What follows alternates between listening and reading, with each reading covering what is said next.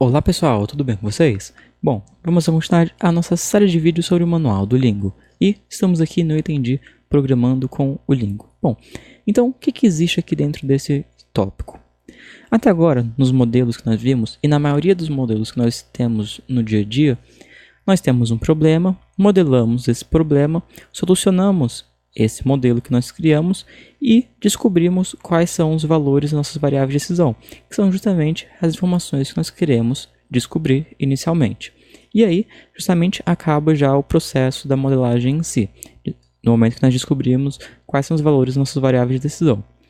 O que acontece é que, em alguns casos, nós temos modelos que precisamos, primeiro, solucionar um modelo para ter informações para solucionar o nosso segundo modelo, ou em outros casos ainda, é necessário rodar o mesmo modelo várias vezes, utilizando ou pontos iniciais diferentes ou algumas pequenas alterações nas restrições.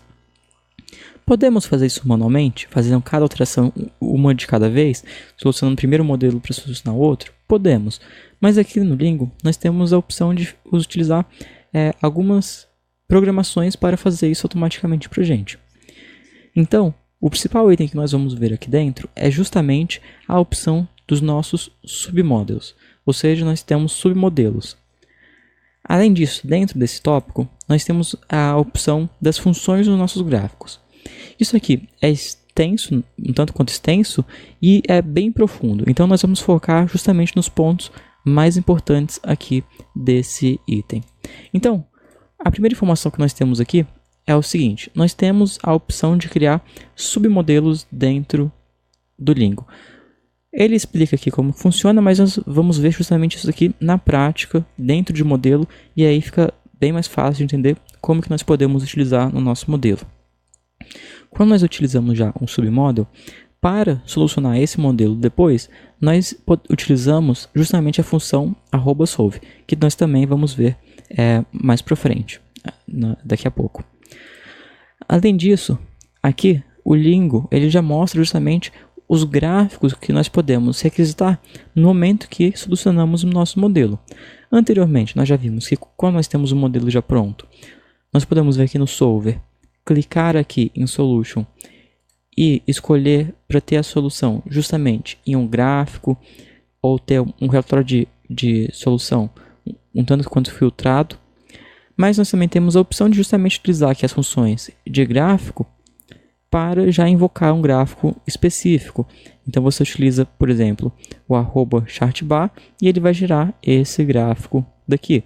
Então aqui existem diversos tipos de gráfico, eu não vou entrar a fundo em um a um, porque nós já vimos anteriormente como eles funcionam.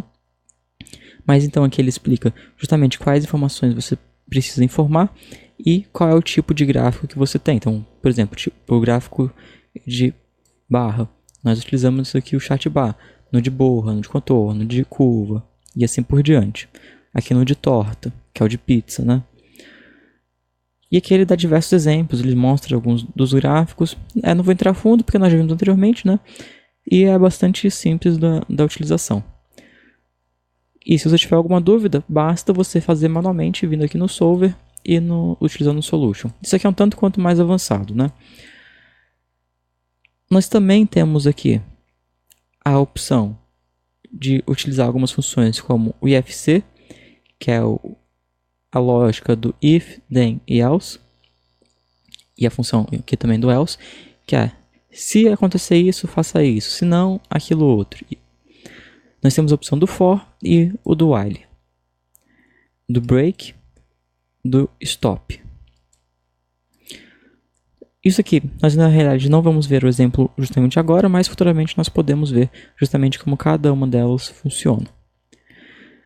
Aqui então ele apresenta outras diversas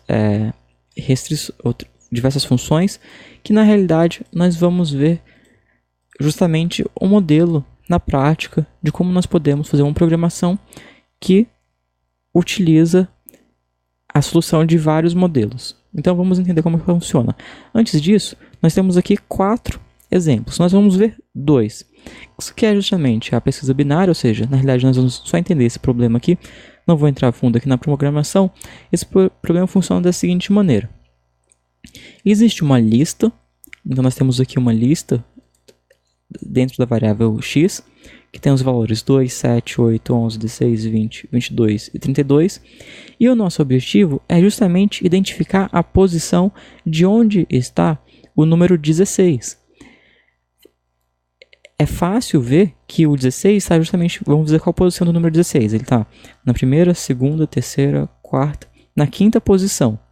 Só que como que você fala para o modelo procurar o número 16 e retornar qual é a posição que ele está dentro dessa lista? Então, nós temos aqui um modelo que utiliza o while, o if, o else, e aqui também outro if e outro else, e aqui de baixo outro if e outro else, que faz justamente solucionar justamente esse problema. Então, nós temos aqui o modelo, e que quando ele soluciona, ele retorna que a key, né? Ou seja, o valor que nós informamos está justamente na posição 5, ou seja, o quinto item. É um modelo interessante, mas que a aplicação dentro do Lingo é difícil você encontrar justamente como que você implementaria isso dentro de um modelo. Mas é algo que você pode fazer utilizando o Lingo. Na realidade é um exemplo, na realidade você não vai fazer... O objetivo aqui não é que você faça pesquisa binária dentro do Lingo, mas você pode fazer isso aqui no Lingo. É só explicando que você tem essa opção de fazer isso aqui dentro de um modelo no Lingo. Mas vamos lá. O modelo que é interessante que eu quero apresentar é justamente o modelo que nós já vimos anteriormente, que é a fronteira de Markowitz, a fronteira de eficiência de Markowitz. Então nós vimos aqui parte desse modelo anteriormente, que nós temos os ativos, temos um retorno, e nós queremos, anteriormente no modelo anterior, justamente saber quanto nós devemos investir em cada um dos ativos para ter o menor, diminuir o nosso risco da carteira, nossa variância da carteira. Então nós começamos aquele modelo e descobrimos a solução. Esse modelo aqui é um pouco diferente. Eu vou primeiro na solução para nós entendermos o que ele faz e depois ver como que ele fez isso.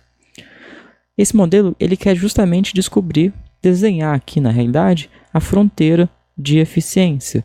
Então o que ele precisa fazer é justamente solucionar o modelo várias vezes para descobrir o mínimo risco para determinados níveis de retorno. Então, como que você faria isso manualmente? Você faria isso manualmente da seguinte maneira. Você pegaria lá as opções que você tem. Você pegaria, então, qual é o menor retorno que você tem, que você pode obter com esses ativos, e depois você pega o maior retorno que você pode obter com esses ativos. Com isso, você já sabe os dois extremos. Depois, você precisa definir quantos pontos você vai querer fazer aqui no meio. Ou seja, quantos pontinhos você vai fazer aqui para formar esse gráfico. Feito isso, então, você divide, você subtrai, né, justamente o valor do máximo menos o valor do mínimo. Igual ele faz aqui. Só deixa eu procurar. Ele subtrai o valor do máximo com o valor do mínimo para descobrir quantos pontos ele tem que fazer. Então, justamente aqui, ó, ele pega o retorno máximo menos o retorno mínimo e divide pelo número de pontos menos 1. Então, com isso, ele vai saber justamente a cada tanto incremento do retorno, ele precisa solucionar o modelo novamente. Então, como que ele funciona? Ele tem aqui, ele descobriu esse retorno. Então, por esse ponto de retorno, qual é o menor nível de risco? Ele solucionou. Aí ele vai para o próximo ponto de retorno. Então, para esse novo ponto de retorno, qual é o menor risco que nós temos para essa carteira? E aí ele encontra. Assim por diante. Então, nesse ponto aqui, ele tem um retorno mínimo exigido. Qual é o menor risco que nós podemos ter? É esse aqui. E aí assim por diante, até ele formar todo esse gráfico. Então, nesse exemplo, o que muda na realidade de um modelo para o outro é justamente o retorno mínimo exigido. Por quê? Porque nós vamos solucionar aqui um modelo diversas vezes e a única informação que vai mudar de um modelo para o outro é uma atualização no retorno mínimo exigido. Nós temos aqui o modelo, então vamos ver rapidamente como que ele funciona. Nós temos os sets, a nossa seção de data, e aí nós entramos aqui nos nossos submodelos. Para utilizar os submodelos, nós escrevemos submodel, e aqui nós colocamos o nome que nós queremos para o nosso modelo.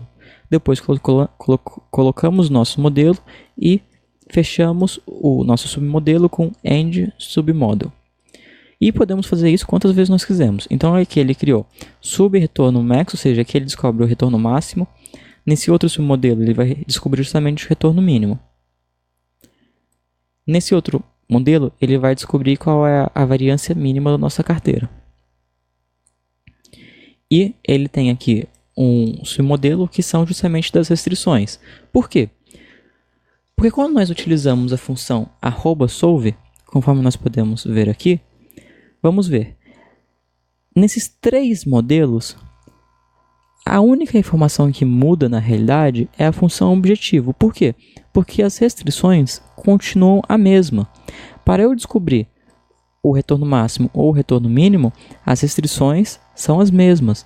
Então, quando nós utilizamos a função @solve, eu consigo juntar os nossos submodelos. Então, eu vou juntar aqui a parte que eu tenho da nossa função objetivo, que é justamente o subhatchmax, que é isso daqui. Então, ele vai juntar isso justamente com as restrições. Dessa maneira, eu não preciso repetir isso daqui em cada um desses submodelos aqui anteriormente. Observe que quando ele descobre aqui o retorno mínimo, ele faz a mesma coisa. Ele junta justamente as restrições. Aqui então ele vai utilizar o @for para solucionar o modelo diversas vezes. Então dentro desse for, ele vai solucionar aqui o modelo para descobrir a mínima variância, considerando as restrições, e aqui ele vai justamente atualizar os valores que ele encontrou. Antes dele solucionar isso, ele tem aqui justamente o retorno mínimo exigido. Ele importa essa informação do retorno mínimo exigido. Então, com essa informação nova, ele vai e soluciona o nosso modelo.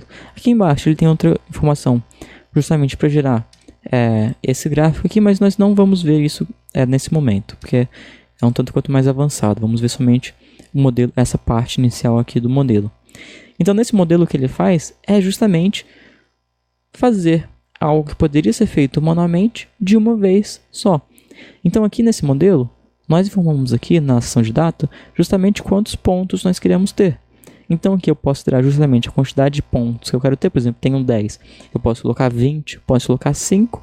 E ao fazer isso, ele vai justamente mudar a quantidade de pontos que ele vai solucionar aqui. Aqui depois ainda ele mostra 2 exemplos, que na realidade eu não vou entrar a fundo agora, que ele também utiliza o submodel com outras funções, como o @while. E outra informação aqui que ele utiliza integrando com o Excel. Também não vamos ver aqui a fundo. O importante de ver nesse item aqui, de compreender desse item de programação com Lingo, é que atividades que envolvem solucionar o mesmo modelo diversas vezes podem ser automatizadas utilizando algumas das funções que nós vimos anteriormente, como os submodelos, as opções de if, ou seja, o ifc e o else, o for, o while, o break e o stop. Então, junto com essas, você consegue criar loops que vão solucionar o seu modelo diversas vezes. Ou vai solucionar diversos modelos para justamente encontrar a resposta que você procura. Por quê? Porque, por exemplo, nesse modelo que nós vimos aqui do Markowitz, o objetivo não era descobrir justamente a variância mínima para determinado ponto. O objetivo aqui era desenhar um gráfico com a fronteira de eficiência. Poderíamos fazer isso aqui manualmente? Poderíamos. Íamos lá com o nosso modelo, íamos alterando o nosso retorno exigido, aumentando um pouco, solucionávamos, aumentávamos um pouco, solucionávamos, assim por diante.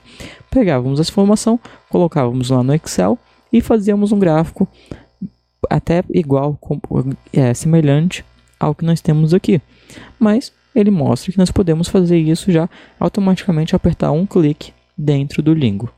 Bom, então nesse vídeo nós vimos algumas das funcionalidades que nós podemos ter utilizando a programação do Lingo. Outros vídeos como esse você encontra aqui no canal e no site sudocontrol.com.br. Não se esqueça de deixar suas dicas e sugestões para os próximos vídeos aqui nos comentários.